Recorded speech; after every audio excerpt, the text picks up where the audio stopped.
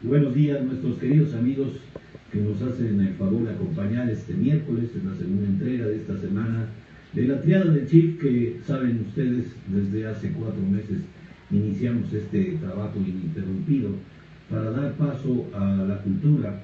Tenemos un poquito de fallas en la transmisión, estamos reinicializando la parte de...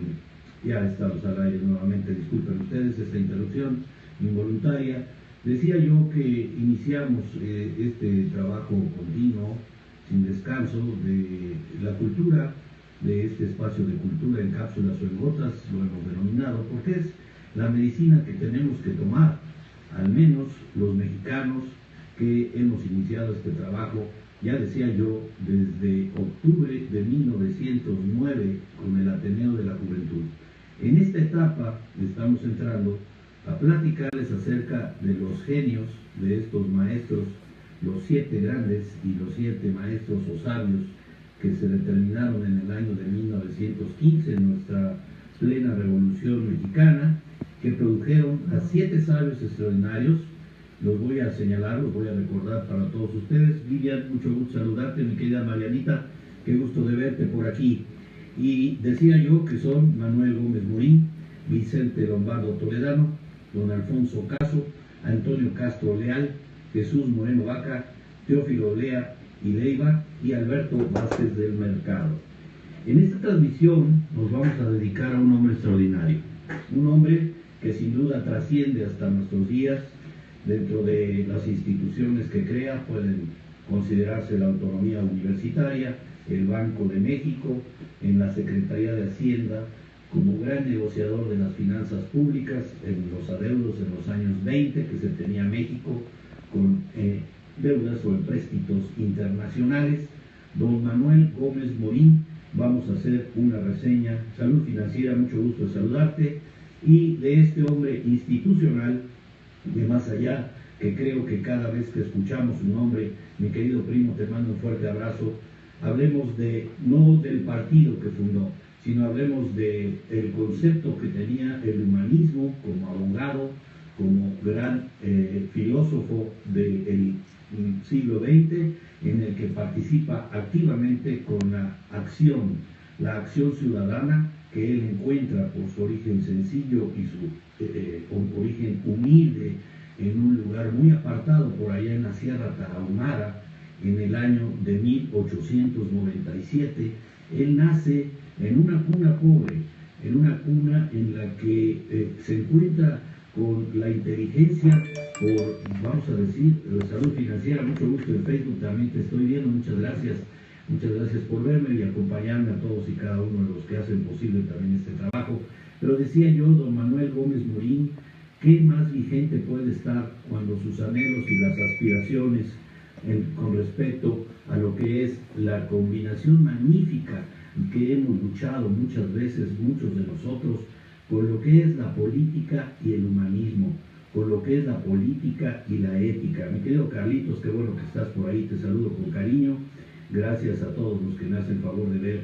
Y les digo que este gran hombre, además de construir instituciones, es un gran humanista. ¿Y por qué lo digo? Porque encontró dentro del camino de su vida pues los elementos necesarios para dar continuidad a un proyecto. Hijo del vasconcelismo, amigo o alumno, también amigo y alumno de don José Vasconcelos Calderón. Después de la derrota que sufre en el año de 1929 don José Vasconcelos, se encuentra con una disyuntiva increíble y le hace ver a su propio maestro, a don José Vasconcelos, que la continuidad de la lucha política no se va a dar en un ámbito más que de instituciones. No podrá ser, después de esa derrota más triste para José Vasconcelos, que logra ser un parteaguas en su existencia y prácticamente se va de la acción o de la actividad política. Y don Manuel Gómez Morín toma la batuta y le dice: mi querido maestro, ¿de qué sirve tanto esfuerzo si no se plasma en una institución? Necesitamos construirlas a través de las bases del humanismo político, de la actividad permanente, de la acción, que no nada más es movimiento, sino es movimiento permanente, para que se construyan después de esas derrotas experiencias que nutran y retroalimenten a la institución para que no se pierda en el tiempo y en el espacio. Lo sabía, tenía esa sencillez, tenía ese cariz, combinó y comulgó con varias doctrinas filosóficas, nunca fue un católico a ultranza como se ha llegado a pretender, porque siendo fundador del Partido Acción Nacional, es cierto, estuvo un tiempo afiliado con los sinarquistas, sin embargo esas facciones, esos extremos, no le parecieron el camino correcto. En la defensa de la UNAM, en la defensa de la Universidad Autónoma de México, que en aquel tiempo no era nacional, vamos a ver ahorita un bosquejo de su biografía, pero después de la lucha por el lombardismo que buscaba instituir al socialismo como modelo educativo contra los ideales y principios que había establecido don Antonio Caso, don Manuel Gómez Morín tiene que renunciar. Él fue rector de la Universidad Nacional Autónoma de México, sin embargo encuentra que todo aquel cimiento que tenía de la derecha, pues los estudiantes querían restringir las libertades universitarias, y él no, al contrario, él se decía sabedor del conocimiento de la UNAM, que tendría que ser un universo en el que converjan todos los ideales, no importa que se contrapongan, no importa que sean disímbolos o distintos, pero que contribuyan al universo del conocimiento humano. Qué acierto, qué atinado, qué visionario este hombre que nos permite tener una Universidad Nacional Autónoma de México el día de hoy en vigor, vigente y con progreso permanente, una de las mejores universidades del mundo. Él tuvo la rectoría por allá en los años 30, en el cual él tenía un México convulso, un México contradictorio. No obstante, teniendo a sus rivales como buen abogado, los respetaba y él defendía la autonomía universitaria y la libertad de libertades, que es la autonomía misma. Me voy directamente a darles la información acerca de la vida y obra de don Manuel Gómez Morín, que sale a la luz o ve la luz por primera vez en Batopilas, Chihuahua. Mi querida Rabiela, qué gusto saludarte. Hasta Acapulco ya tengo por ahí. Estamos en Estados Unidos, mi querido primo, ¿verdad? Me decías. Carlitos en la Ciudad de México, salud financiera por allá también. A mis primos, a donde quiera que estén, en Guadalajara, que me mandó saludar también un primo. Saludo a Celaya, saludo a Querétaro. Después de este bosquejo que les di de don Manuel Gómez Morín, hombre extraordinario de instituciones, veremos entonces que nace en Batopilas, Chihuahua, un 27 de febrero de 1897 y fallece en la Ciudad de México el 19 de abril de 1972.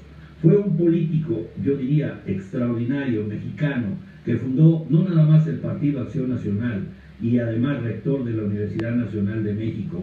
Como dije en mi introducción, fue uno de los 7 sabios miembros de la Sociedad de Conferencias y Conciertos fundada para el fomento de la cultura en el ámbito universitario mexicano y un importante legislador en temas de política monetaria. Nació en el antiguo mineral de Batopilas, ubicado en los más recónditos de la Sierra Tarahumara, Chihuahua, México. Ya dije que el 27 de febrero de 1897. Su padre, Manuel Gómez Castillo, de origen español, en Santander, murió a los 24 años cuando aún no cumplía su único hijo un año de edad. Su madre, Concepción Morín de Avellano, era nativa de Parral, México. Su madre viuda liquidó al pequeño patrimonio y se trasladó a Parral alrededor de 1901. De ahí partieron para la ciudad de Chihuahua, en donde vivieron por corto tiempo. Posteriormente, buscando un mejor lugar para sacar adelante a su pequeño hijo, migraron a León, Guanajuato. Ahí en el Colegio del Sagrado Corazón terminó Manuel sus estudios primarios que había iniciado en los colegios Progreso de Parral, Chihuahua, y Palmor de la ciudad de Chihuahua. Cursó los primeros años de preparatoria en la Escuela de María Inmaculada, que había fundado el ilustre obispo de León, Guanajuato, Emeterio Valverde y Telles. Mi querido primo, acá andamos, primito, y 2 horas menos desde muy temprano. Muchas gracias, con el gusto de... en California, donde estás, ¿verdad, primo? Te mando un abrazote. A finales, regreso yo a mi explicación acerca de don Manuel Gómez Morín y sus inicios. Saludo a mi compañera amiga Amer Soto, que se está incorporando, Davidcito Orozco, que está conmigo desde la producción desde temprano. A finales de 1913 se fueron madre e hijo a la Ciudad de México, en donde ingresó a la Escuela Nacional Preparatoria y terminó su bachillerato. Vamos a hablar acerca de sus estudios y la carrera académica. Estudió durante los años de la Revolución Mexicana la licenciatura en Derecho en la Escuela Nacional de Jurisprudencia de la Universidad Nacional de México. Fue discípulo de Antonio Caso y compañero y amigo de Daniel Cosío Villegas, Miguel Palacios Macedos y Vicente Lombardo Toledano. Por supuesto, ya dije, don José Vasconcelos Calderón. Como universitario luchó por la autonomía de su alma mater. Obtuvo el título de abogado en 1918 a la edad de 21 años. Fue titular de las clases de Derecho Político, hoy Derecho Público, y de Derecho Constitucional, materias que empezó a impartir antes de titularse. Perteneció a la generación conocida como 1915. Fundó la Sociedad de Conferencias y Conciertos con Alfonso Caso, Vicente Lombardo Toledano, Antonio Castro Leal, Jesús Moreno Vaca, Teófilo Olea y Leiva y Alberto Vázquez del Mercado, grupo que años después sería conocido bajo el nombre de los Siete Sabios. Durante su paso por la Universidad Nacional, llevó diversos cursos de filosofía y letras en la Escuela Nacional de Altos Estudios de la misma Universidad Nacional, adelantando materias, es decir, créditos escolares. Hizo su carrera profesional en 4 años en lugar de los 5 años normales y fue el primero de los 7 sabios de México que se tituló. Empezó a practicar su carrera de abogado 2 años antes de titularse en el despacho del licenciado Miguel Alessio Robles, ubicado en el edificio del Banco de Londres y México. Ya titulado, instaló su oficina en el mismo edificio, oficina que conservó hasta su muerte. Con excepción de los pocos años que laboró en la Secretaría de Hacienda y como rector de la UNAM, vivió siempre de su trabajo como abogado. Por 1927 fue representante legal de la Embajada Soviética en diversos asuntos legales. Entre los años 1925 y 1928 formó parte del Consejo de Administración del Banco de México S.A., junto con los consejeros Guichard, Alberto Mascareñas, Rivero, Ibarra, de Lima, Cancino y Cetina, encargándose de la administración propiamente dicha del banco, pero también de aprobar los préstamos que solicitaban las diversas dependencias del gobierno federal, básicamente utilizados para llevar a cabo obra pública. Aunque en sus primeros años el Banco de México también tuvo funciones como cualquier banco comercial, por lo que aceptaba depósitos de particulares, incluso contaba con cajas de seguridad, pero también otorgaba créditos a organizaciones productoras como la de los cañeros o a la de los enequeneros, de tal suerte que Gómez Morín, considerado que el Banco de México no debía proceder en esa forma, más bien considerando que el Banco de México no debía proceder de esa forma, argumentando que no era su función, cuando los cañeros de la región del Mante, cerca de la Huasteca Tamaulipeca, solicitaron un nuevo crédito. Todos los miembros del Consejo de Administración respondieron afirmativamente, pero Gómez Morín se opuso tajantemente y en un arrebato renunció a su cargo. Si bien se presentaron en su casa varios concejales para convencerlo de que le pusiera su actitud, haciéndole ver que si no otorgaban ese crédito, ello provocaría una severa crisis entre esos cañeros, Gómez Morín se mantuvo en su postura, por lo que se aceptó su renuncia en forma definitiva.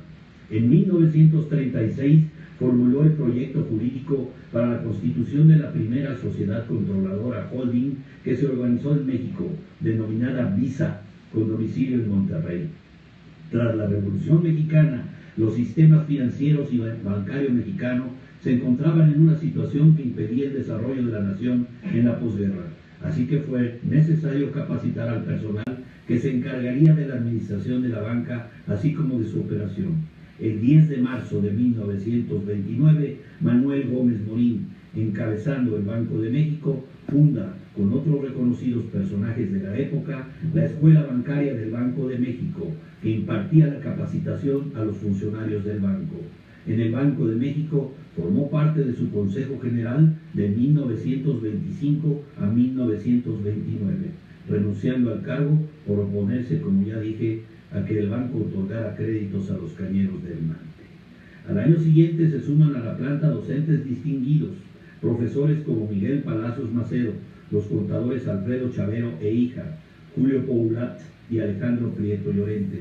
En 1932 la Secretaría de Hacienda y Crédito Público suspende las labores de la escuela, lo que llevó a que Manuel Gómez Morín, junto con otros profesores y miembros distinguidos de la sociedad, rescataran el proyecto original de la escuela, ahora en un régimen privado. Manuel Gómez Morín redactaría la escritura formal de constitución de la escuela bancaria y comercial, en donde se comienzan las labores de enseñanza oral y por correspondencia